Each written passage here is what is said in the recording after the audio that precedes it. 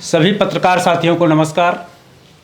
आज इस महत्वपूर्ण प्रेस वार्ता में हमारे साथ अयोध्या प्रांत के प्रभारी सरबजीत सिंह मक्कड़ जी, बौद्ध प्रांत के अध्यक्ष इंजीनियर इमरान लतीफ़ जी और हमारी यूथ के साथी ललित वाल्मीकि जी मौजूद हैं। आप सभी जानते हैं कि पिछले 4 दिसंबर को भारतीय जनता पार्टी की लखनऊ की मेयर साहिबा जो शंकरपुरा वार्ड के बहादुरपुर बस्ती में जाती हैं और बहादुरपुर बस्ती में वो अपने नगर निगम के अधिकारियों के द्वारा छापा मरवाने का काम करती हैं झुग्गियों पर, और वहाँ पर रह रहे हमारे असम के लगभग सैकड़ों परिवार जो वहाँ पे रह रहा है, जो लखनऊ में पूरे लखनऊ की साफ सफाई करने की जिनके कंधों पर जिम्मेदारी है, उस बालिन बस्ती में ये जाती हैं और वहाँ के लोगों को ना कुछ बताया जाता है, ना कोई कागज़ मांगा जाता है, ना कोई प्रूफ मांगा जाता है, और जबरन उनके झुग्गी बस्तियों से 2 मोटरसाइकिल, 25 ठेले और तमाम प्रकार के ऐसे सामान वहाँ से इनके अधिकारी उठा कर ले जाते हैं। और उसके बाद जब आम आदमी पार्टी के लोग वहाँ पहुँचते हैं, इन लोगों से बातचीत करते हैं, तो ये लोग कहते हैं कि एकाएक यहाँ पर नगर निगम के द्वारा, मेयर साहिबा के द्वारा छापा डलवाया गया, हमारी गाड़ियों को, हमारे ठेलों को यहाँ से उठाकर ले जाया गया है और उनको अल्टीमेट दे दिया जाता है कि आप लोग बांग्लादेशी हैं, आप लोग हिंदुस्तान के नहीं हैं, और इनसे कोई प्रूफ नहीं मांगा जाता है। और इनको 15 दिन का अल्टीमेट दिया जाता है कि 15 दिन के अंदर आपको ये बस्ती, ये झुग्गी आपको खाली करना पड़ेगा। लेकिन जो सच्चाई है वो सच्चाई ये है कि यहाँ हमारे पीछे हमारे 5 साथी उसी झुग्गी बस्ती में रहने वाले लोग हैं, और वहाँ पर जितने लोग हैं, जब कल वहाँ पे पहुँचा तो वहाँ पे एक एक महिला, एक एक बहन, एक एक माता, एक एक नौजवान भाई हमारा अपना आधार कार्ड लेके, अपने सारे प्रूफ लेके खड़े थे। इन लोगों के पास आधार कार्ड है, इन लोगों के पास पैन कार्ड है, इन लोगों के पास ड्राइविंग लाइसेंस है, इन लोगों के पास वोटर आईडी है, इन लोगों के पास एनआरसी का पूरा डाटा है कि ये असम के रहने वाले लोग हैं। मैं लखनऊ के मेयर साहिबा से और योगी आदित्यनाथ जी से पूछना चाहता हूं कि एसआईआर के नाम पर जो आप लोगों ने पूरे प्रदेश में बवाल खड़ा करने का काम किया है, पूरे प्रदेश में एक डर का माहौल बनाने का काम किया है, इंसानियत को शर्मसार करने का आप लोगों ने जो काम किया है कि लखनऊ में रहने वाले जो 2004 से लेके पिछले 21 सालों से जो बहादुरपुर बस्ती में हमारे असम के लोग रह रहे हैं, उनको आप जबरियन आप उनको धमकाते हैं, आप उनके ऊपर एफआईआर कराने का डर दिखाते हैं, आप उनकी गाड़ियां, उनकी ठेले उठवाने का काम करते हैं। मैं इनके मेयर साहिबा से पूछना चाहता हूं, मैं भारतीय जनता पार्टी के एक एक नेता से पूछना चाहता हूं कि यही रोहिंग्या और यही बांग्लादेशी पहले आप महाराष्ट्र में पाते हैं, वही बांग्लादेशी आप हरियाणा के चुनाव में खोजने लगते हैं, वही बांग्लादेशी आप दिल्ली के चुनाव में खोजने लगते हैं, वही बांग्लादेशी आप बिहार के चुनाव में खोजने लगते हैं, और जब आप उत्तर प्रदेश में पंचायत का चुनाव है, उसके बाद 2027 में विधानसभा का चुनाव है, तो आप एसआईआर के माध्यम से यहां पर लोगों के अंदर डर का माहौल पैदा करना चाहते हैं। लेकिन मैं पूछना चाहता हूं कि क्या आपका असम हिंदुस्तान में नहीं आता है? क्या असम भारत के नक्शे से अलग है?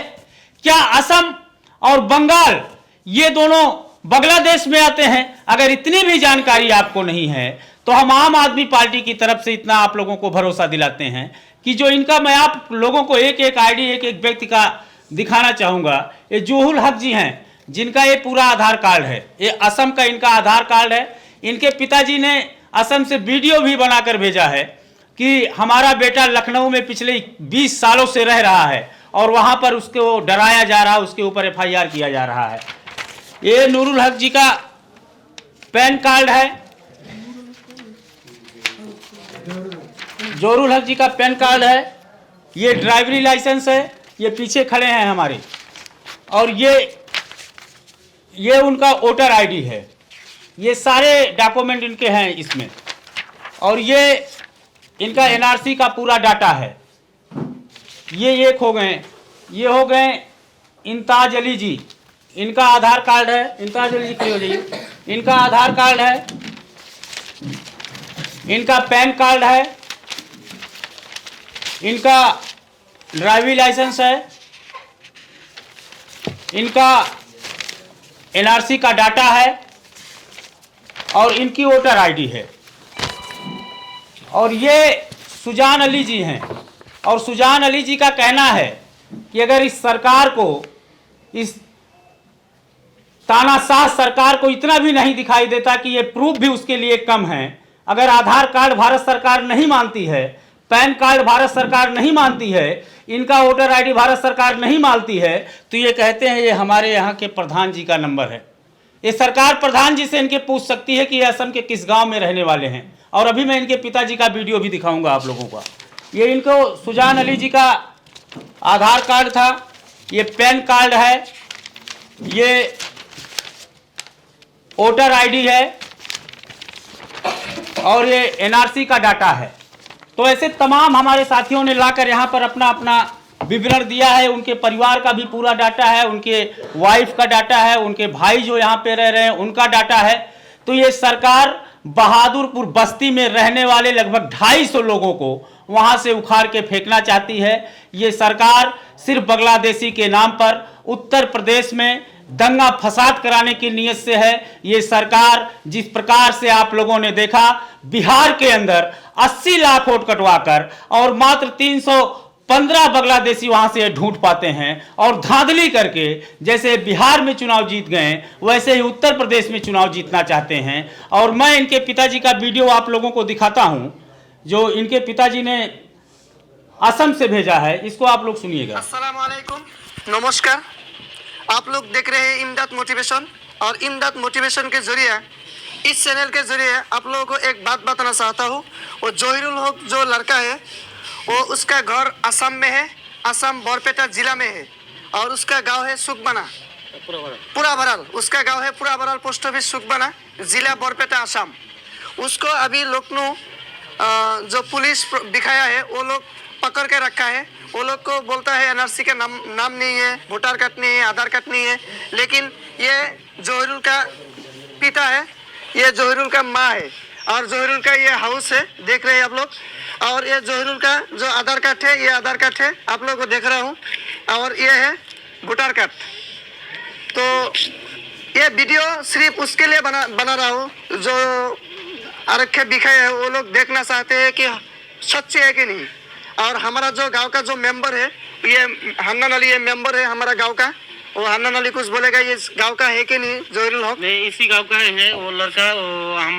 हमारा गांव का नाम है पुराबराल है, डिस्ट्रिक्ट बरपेटा असम का है। मैं यही बात कहना चाहता हूँ, मतलब क्या है, ये जो लड़का है ये लड़का इसी गांव का है और इसी डिस्ट्रिक्ट का है और असम का है।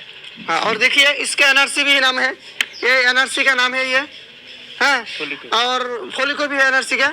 और ये जो आधार कार्ड है ये वोटर कार्ड है, आप लोगों को दिखा रहा हूँ, अच्छा से दिख रहा हूँ, देख लीजिए। तो जो लोग वीडियो को देख रहे हैं ज़्यादा से ज़्यादा शेयर कर दीजिए क्योंकि वो लड़का बहुत मुसीबत में है।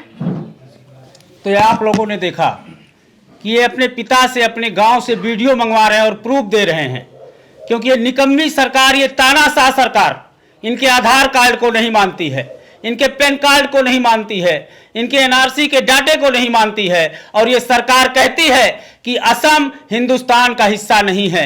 इस तानाशाह सरकार में स्थिति ये हो गई है कि लोग अपने ही देश में पराये हो गए हैं। जो लोग असम के रहने वाले हैं उनको ये बांग्लादेशी बता रहे हैं। तो इस तानाशाह सरकार में जो स्थिति हो गई है, मैं इनसे कहना चाहता हूं कि आम आदमी पार्टी पूरी तरीके से हमारे इन असम के भाइयों के साथ खड़ी है और आप इनको यहाँ से कहीं हिला नहीं सकते हैं। अभी मैं अपने भाइयों से, आप लोगों से एक एक करके इनसे बात भी कराऊंगा, लेकिन मैं चाहता हूं कि हमारे साथ बौद्ध प्रांत के हमारे अध्यक्ष इंजीनियर इमरान लतीफ़ जी हैं, वो अपनी बात रखेंगे।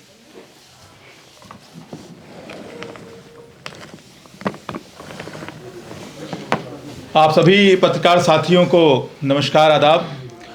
दरअसल भारतीय जनता पार्टी की जो लखनऊ की मेयर हैं वो अपने नगर निगम का तो ख्याल नहीं रख पा रही हैं। आज के वक्त में अगर बात करें लखनऊ नगर निगम की, तो लखनऊ नगर निगम भ्रष्टाचार का सबसे बड़ा अड्डा बन चुका है। सफाई सुथराई की अगर बात करें लखनऊ के अंदर, तो आप देखते हैं कि किस तरीके से जो पूरी सफाई की प्रणाली है नगर निगम की, वो ऐसे ही असम के भाइयों पर पूरी तरीके से आधारित है। जिन लोगों को ठेका दिया जाता है वो हमारे इन्हीं भाइयों को उन्हीं के जरिए कूड़ा उठवाने का काम करते हैं, ठेलिया के जरिए, और पूरी की पूरी जो कूड़ा कलेक्शन की मैकेनिज्म है वो इन्हीं असम के भाइयों पर निर्भर है। जहां तक नगर निगम की जिम्मेदारी की बात है, तो जो नगर निगम की अपनी जिम्मेदारी है सफाई कर्मियों को नियुक्त करने की, वो सफाई कर्मियों की नियुक्ति नहीं कर पा रही हैं जो यहाँ की मेयर महोदया हैं।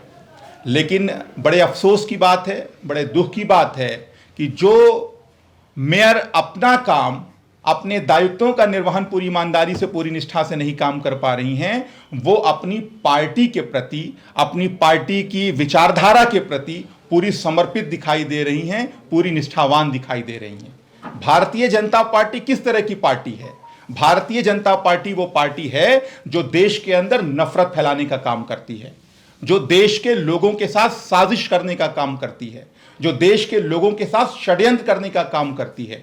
और आज यही षड्यंत्र, यही साजिश, यही धोखा आज असम के जो भाई हमारे लखनऊ के अंदर रहते हैं उनके साथ दिखाई दे रहा है। ये अपने देश के लोग हैं। ये भारतीय जनता पार्टी आज जो भारत की सबसे बड़ी मजबूती है, विविधता में एकता, आज उसके ऊपर प्रहार कर रही है, उसके ऊपर हमला कर रही है अपनी नफरत की राजनीति का एजेंडा सेट करने के लिए।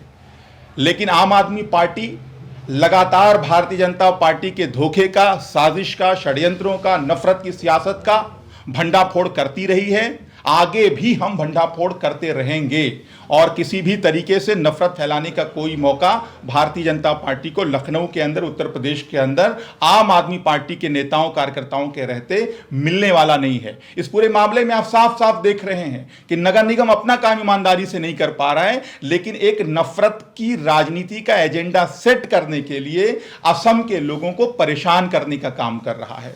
इन्हीं असम के लोगों के जरिए अपना जो नगर निगम का काम है वो ये लोग करवाते हैं, लेकिन इन्हीं को आज राजनीति के लिए, अपनी गंदी ओझी राजनीति का इनको एक तरह से मोहरा बनाने की कोशिश हो रही है। जैसे पहले आपने दिल्ली चुनाव के अंदर भी देखा, महाराष्ट्र के चुनाव के अंदर भी देखा गया, बिहार के चुनाव के अंदर भी देखा गया कि इनके नाम पर हो हल्ला तो बहुत किया गया, लेकिन अभी तक अगर कोई ठोस कार्रवाई करने की बात आती है तो कोई कार्रवाई करते हुए भारतीय जनता पार्टी की कोई भी सरकार, चाहे जहां जहां इनकी राज्य सरकारें हैं और चाहे केंद्र सरकार की बात करें, तो कोई कार्रवाई ये कर नहीं पाए। और कार्रवाई कर कैसे पाएंगे? ये अपने देश के लोगों के ऊपर कार्रवाई कैसे कर सकते हैं? ये सिर्फ प्रोपेगेंडा कर सकते हैं, ये सिर्फ गुमराह कर सकते हैं, ये सिर्फ लोगों को गुमराह करने के लिए मनगढ़ंत बातें कर सकते हैं, और यही काम इस पूरे मसले में किया जा रहा है। तो कुल मिलाकर जो भारतीय जनता पार्टी की नफरत की राजनीति का और भ्रष्टाचार की राजनीति का जो कॉकटेल है, उसको आम आदमी पार्टी कामयाब नहीं होने देगी उत्तर प्रदेश के अंदर, लखनऊ के अंदर। और इस पूरे मामले को आम आदमी पार्टी के राज्यसभा सांसद, उत्तर प्रदेश के प्रभारी हमारे नेता माननीय संजय सिंह जी ने पूरी गंभीरता से इस पर वो संज्ञान ले रहे हैं। एक एक पल की रिपोर्ट उन तक हम लोग दे रहे हैं। कल भी उन्होंने पीड़ित लोगों से बातचीत की है और इस मसले को हम ठंडे बस्ते में नहीं जाने देंगे, लखनऊ को नफरत की राजनीति का अड्डा नहीं बनने देंगे। अब हमारे अयोध्या प्रांत से प्रभारी हैं सरजीत सिंह मक्कड़ जी, हम चाहेंगे आप अपनी बात। सबको नमस्कार। जो ये मतदाता सूची की गहन सर्वेक्षण हो रहा है, इसके विषय में शुरू होने के पहले उत्तर प्रदेश में हमारी मीटिंग हुई थी मुख्य चुनाव आयुक्त जी से। तभी हमने ये उनके समक्ष रखा था कि भाई आप इस चीज़ को सिटीजनशिप, नागरिकता के मुद्दे में ना बदलें। लेकिन जैसा कि हमको आशा थी वही हुआ, और माहौल क्रिएट करने के लिए वही काम किया जा रहा है। अब जो बिहार में किया गया, जो दिल्ली में किया गया, ये वहाँ करने की कोशिश कर रहे हैं। और फिर मैं पूछता हूँ, मान लीजिए ये रोहिंग्या आप कह रहे हैं, एक आपको एनआरसी दिखा रहे हैं, सब कुछ दिखा रहे हैं। 11 साल से आपकी सरकार है केंद्र में, गृह मंत्री आप। 8 साल से इस प्रदेश में आपकी सरकार, अभी तक क्या कर रहे थे आप? सर्व प्रक्रिया शुरू होने के पहले आप क्या कर रहे थे? तो साफ तौर पर पता चल रहा है कि ये माहौल ख़राब करने की कोशिश की जा रही है। गरीबों को और मजलूमों को तंग किया जा रहा है और इसके ज़रिए भय का माहौल स्थापित करने की कोशिश कर रहे हैं और इसी को लेके हम एक ज्ञापन भी सौंपेंगे जाके मुख्य चुनाव आयुक्त जी को सोमवार को, क्योंकि ये मिसयूज़ है ये वाली पावर का, सर की पावर का, सर के जो इसकी प्रक्रिया है उसका मिसयूज़ है। बहुत धन्यवाद। इस मामले में जैसे एक मिनट, अब सवाल बाद में कर लीजिए। अब हमारे साथी हैं जो बहादुरपुर बस्ती में रहते हैं, जिन लोगों के साथ एक घटना घटी है, जोहरुल हक जी, हम चाहेंगे कि आप 2 मिनट खड़े होकर अपनी बात रख दीजिए। उस दिन क्या हुआ था, कैसे क्या हुआ था, और आप अपने बारे में पूरा और जो हुआ था वो पूरा बता दीजिए। उस दिन आए हैं मेहर साहब ने, मतलब ऐसे आवाज़ लगा रहा, हम झुग्गी के अंदर थे तो आवाज़ लगा रहा कि पकड़ो पकड़ो। हमने कहा पकड़ो पकड़ो क्या कह रहे, तो बाहर निकल देखे मेहर साहब है और थाने वाली पुलिस उलिस सब कुछ है। पकड़ निकल ऐसे आवाज़ दे रहा, आवाज़ निकल बाद हम बाहर निकले, देखे ठेलिया पकड़ने लगा, ठेलिया उठाने लगा। तो हम लोग गए वहाँ और कुछ लोग जो है उस समय काम से आया भी नहीं थे, ज़्यादातर लोग काम से नहीं आए थे।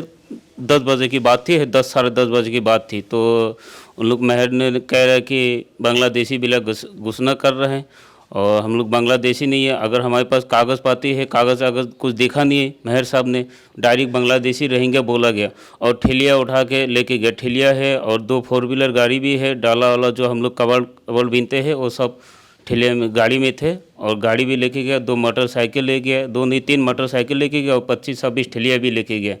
और जो नगम निगम में काम करते हैं उन लोग को इंडियन बोला जाता और हम लोग जो काम नहीं करते प्राइवेट में काम कर रहे तो हम लोग को बांग्लादेशी रोहिंग्या बोला जा रहा। और हम लोग की ठेलिया भी सब छीन के लेके गया। हम लोग के पास किसी के पास आईडी नहीं मांगा गया, किसी ने आईडी अगर दिखाया तो ज़्यादा से ज़्यादा 2-3 महीने से आया। आसाम में हिंदी नहीं बोला जाता, बंगाली भाषा बोला जाता आसाम में, तो उन लोग ने बोल नहीं पाए, जवाब नहीं दे पाए। तो कह रहे कि कोई जवाब नहीं दे पा रहे, कुछ नहीं बोल पा रहे, विधायक के नाम नहीं बोल पा रहे। जैसे हम लोग के पास अगर बोलते तो विधायक के नाम हम लोग बोल पाते, लेकिन हम लोग से बोला नहीं गया। ऐसे 2-4 लोगों से बोला गया। हम लोग मौके के समय में उस समय उधर थे नहीं है, तो उन लोग का यही बना रहा, मुद्दा बना रहा कि ये बांग्लादेशी है।